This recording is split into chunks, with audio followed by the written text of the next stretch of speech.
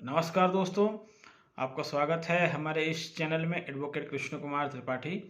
उम्मीद है आप सभी लोग सकुशल होंगे और आपकी दिवाली काफ़ी अच्छी मनी होगी। दोस्तों, हम आज का जो वीडियो हमारा है ये आरटीआई की सेकंड अपील के ऊपर है।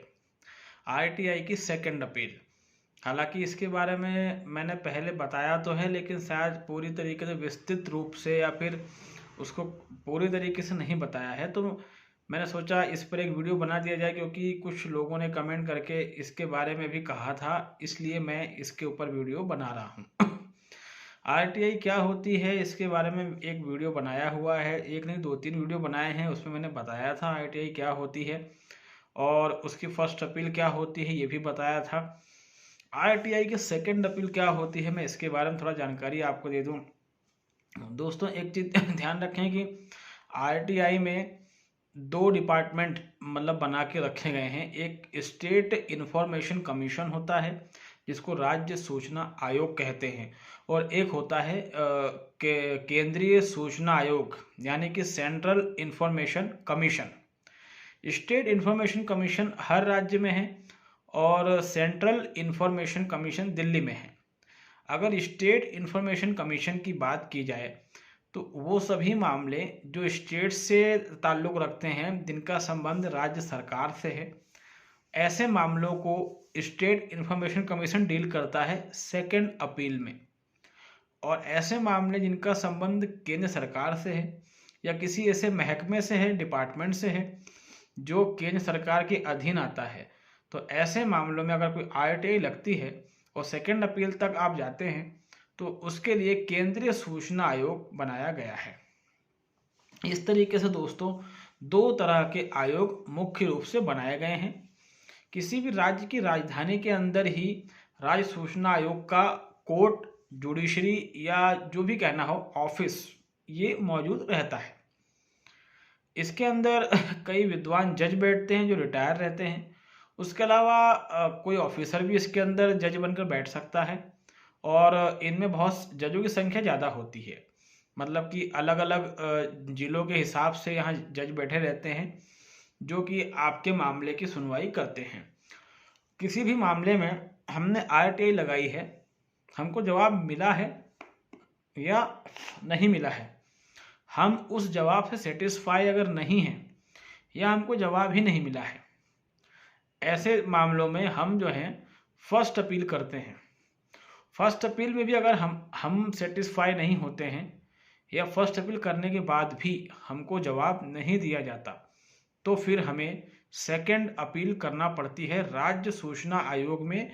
अगर मामले का संबंध राज्य सरकार से है या ऐसे डिपार्टमेंट से है जो राज्य सरकार के अंडर में आता है, तब हमें राज्य सूचना आयोग में अपील करना पड़ती है। उदाहरण के लिए, मैं मध्य प्रदेश से हूँ, तो हमारा राज्य सूचना आयोग और मध्य प्रदेश की राजधानी भोपाल में स्थित है।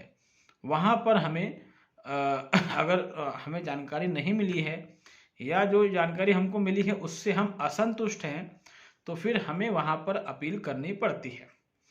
अपील साधारण तरीके से ही की जाती है। आप लोग जो हैं एक मतलब इसका कोई फिक्स फॉर्मेट नहीं होता है। साधारण तरीके से आप जो हैं कि श्रीमान राज्य सूचना आयुक्त महोदय, ठीक है, हम ऐसा करके to the state information commissioner, ठीक है, और उसके नीचे जो है राज्य सूचना आयोग का पूरा एड्रेस लिख दें और सब्जेक्ट में डाल दें कि सूचना का अधिकार अधिनियम 2005 के अंतर्गत द्वितीय अपील, और फिर उसके नीचे जो भी आपके केस की हिस्ट्री है, समरी है, उसको शॉर्ट में लिख दें कि किस तरीके से आपने आरटीआई लगाई थी, उसका क्या जवाब दिया गया, और फिर आपने कब फर्स्ट अपील लगाई, उसमें क्या निकल के आया, और कहाँ पर आपको दिक्कत आ रही है, कहाँ पर आप असंतुष्ट हैं, और कहाँ पर क्या कहते हैं प्रथम अपीली अधिकारी या लोक सूचना अधिकारी ने मिस्टेक करी है। और जितने भी पुराने डॉक्यूमेंट्स हैं जो आपने आरटीआई लगाई थी, जो फर्स्ट अपील लगाई थी, जो कुछ भी है, उन सब की कॉपी आपको सेकंड अपील में सेकंड अपील के साथ अटैच करनी पड़ेगी। उसके बाद आप इन सभी डॉक्यूमेंट को आपके जो एरिया मतलब राज्य का राज्य सूचना आयोग है वहाँ पर बाई पोस्ट भेज दें। ठीक है, बाई पोस्ट यानी रजिस्टर्ड पोस्ट से उसको आप भेज दें। तो जब आप ऐसा कर देते हैं उसके कुछ दिनों बाद, कुछ महीनों बाद आपका नंबर वहाँ पे आ जाता है और आपकी सुनवाई वहाँ पर हो जाती है। इस तरीके से सेकंड अपील दोस्तों लगाई जाती है। यही तरीका केंद्रीय सूचना आयोग में भी लगाने का है। केंद्रीय सूचना आयोग जिसके बारे में मैंने बताया कि केंद्र सरकार से संबंधित मामले या केंद्र सरकार के अधीन जो डिपार्टमेंट्स आते हैं उससे संबंधित मामलों में सेकंड अपील, जिसको फाइनल अपील भी कहते हैं, उसकी सुनवाई केंद्रीय सूचना आयोग करता है। तो दोस्तों ये दो तरीके हैं जहां पर कि आपको सेकंड अपील लगाना है। सेकंड अपील जब लगती है, लगने के बाद आपको वहां से इन्फॉर्मेशन आती है और लिखित इन्फॉर्मेशन आपके पास आती है कि आपकी अपील जो है वो लगी है और इसकी सुनवाई इस तारीख को है, तो कृपया इस तारीख को आकर अपना पक्ष रखें। तो जो सेकंड अपील अधिकारी होता है, जो कि जज होता है, उसको अधिकार रहता है कि वो आपको सूचना उपलब्ध करवाए और साथ में लोक सूचना अधिकारी पर 25,000 अधिकतम जुर्माना लगाकर वो जुर्माना मुआवजे के तौर पर आपको दिलवाए। इस तरीके से मित्रों सेकंड अपील लगाई जाती है। हमारे ही एक वीडियो में किसी महानुभाव ने कमेंट किया था और कहा था कि सर हमारे यहाँ तो सेकंड अपील का ऑप्शन नहीं है। तो मैंने उनसे कहा कि ऐसा तो हो ही नहीं सकता। ठीक है, सेकंड अपील का ऑप्शन हर जगह होता है। ये कहना कि हमारे यहाँ नहीं है, ऐसा पॉसिबल नहीं है, ऐसा होता ही नहीं है। इस तरह की बातें ना किया करें। मैंने कहा भी कि कभी भी आधी अधूरी जानकारी ना रखा करें, पूरी जानकारी रखा करें। तो सेकंड अपील जब आप लगा देते हैं उसके बाद फिर आपको जवाब मिल जाता है या फिर आयोग को लगता है कि आपने गलत RTI लगाई थी तो वो आपकी पिटीशन को खारिज भी कर देता है। तो इस तरीके से दोस्तों सूचना का अधिकार जो कानून है उसका आप अपने केस में कहीं पर भी किसी भी मोड़ पर इस्तेमाल कर सकते हैं। कोई सा भी केस आपके ऊपर लगा हो, क्रिमिनल केस लगा हो, सिविल सूट लगा हो, पुलिस की FIR हो, पुलिस की डेली डायरी हो, इन्वेस्टिगेशन रिपोर्ट हो, वॉट एवर, थाना जो है, थाने का जो क्या कहते हैं कैमरे की रिकॉर्डिंग हो, कुछ भी जो हो उसको आप सूचना के अधिकार से मांग सकते हैं। नगर निगम डिपार्टमेंट हो, इनकम टैक्स डिपार्टमेंट हो, ठीक है। अगर आप पे घरेलू हिंसा लगा हुआ है तो जहाँ पर आपकी वाइफ ने बयान दिए हैं जिसको हम कहते हैं वन स्टॉप सेंटर, कोई सा भी, उसके अलावा फिर जो आपके केंद्रीय सरकार केंद्रीय मंत्रालय हैं वहाँ पर भी आप RTI लगा के कुछ भी जानकारी ले सकते हैं अगर आपको लगता है कि ये जानकारी जो है मेरे केस में काम आएगी। RTI का एक सबसे इम्पोर्टेंट जो भाग है उसके बारे में अगर मैं चर्चा करूँ थोड़ी सी, तो ये कि RTI जब आप लगाते हैं तो कभी भी कोई भी किसी भी स्टेज पर आपसे ये पूछने का अधिकार नहीं रखता कि आपने ये RTI क्यों लगाई है, ये जानकारी आपको क्यों चाहिए। ये बात आपसे कोई नहीं पूछ सकता, कोई जज भी नहीं पूछ सकता, क्योंकि ये बात RTI कानून में लिखी हुई है कि सूचना के अधिकार के तहत जो व्यक्ति जानकारी मांगेगा उससे ये नहीं पूछा जाएगा कि उसको ये जानकारी क्यों चाहिए और किस लिए उसने RTI लगाई है। तो इस चीज को भी ध्यान रखें। RTI के माध्यम से आप अपनी पत्नी की सैलरी पता लगा सकते हैं। अगर आपकी पत्नी कहीं पर काम कर रही है, किसी सरकारी महकमे में काम कर रही है, तो वहाँ पर RTI लगा के उसकी सैलरी पता लगा सकते हैं। और अगर किसी प्राइवेट डिपार्टमेंट में काम कर रही है तो उस प्राइवेट डिपार्टमेंट को कहाँ से मान्यता प्राप्त है, उस सरकारी डिपार्टमेंट में RTI लगा सकते हैं। प्राइवेट संस्थानों में सीधे RTI नहीं लगाई जाती। प्राइवेट संस्थानों को, चाहे कोई सा ही प्राइवेट संस्थान हो, स्कूल हो, कॉलेज हो, कुछ भी हो, कोई हॉस्पिटल हो, तो अगर कोई कारखाना हो, कोई फैक्ट्री हो, तो इन प्राइवेट संस्थानों को किसी न किसी सरकारी महकमे से मान्यता मिली हुई रहती है। तो अगर आप इन सरकारी महकमों में RTI लगाएंगे तो ये आपकी RTI को उन प्राइवेट कॉलेजों में या कहीं पर भी जो प्राइवेट संस्थान है वहाँ ट्रांसफ़र करेंगे और वहाँ से आपको जानकारी मिलेगी। प्राइवेट संस्थानों में डायरेक्ट आरटीआई नहीं लगा सकते। जिन सरकारी संस्थानों से इन प्राइवेट संस्थानों को मान्यता प्राप्त है, उन सरकारी संस्थानों में आरटीआई लगा सकते हैं। तो मेरे ख्याल से ये वाली बात भी आपको क्लियर हुई होगी। और उसके अलावा जो कुछ भी आप पे केस चल रहे, जहाँ तक अभी आपका दिमाग दौड़ता है कि मुझे यहाँ पर आरटीआई लगानी चाहिए, मुझे यहाँ पर लगानी चाहिए, वो हर तरह की आरटीआई आप लगा सकते हैं। मैंने भी एक मतलब मैं आरटीआई का प्रयोग करता रहता हूँ समय समय पर।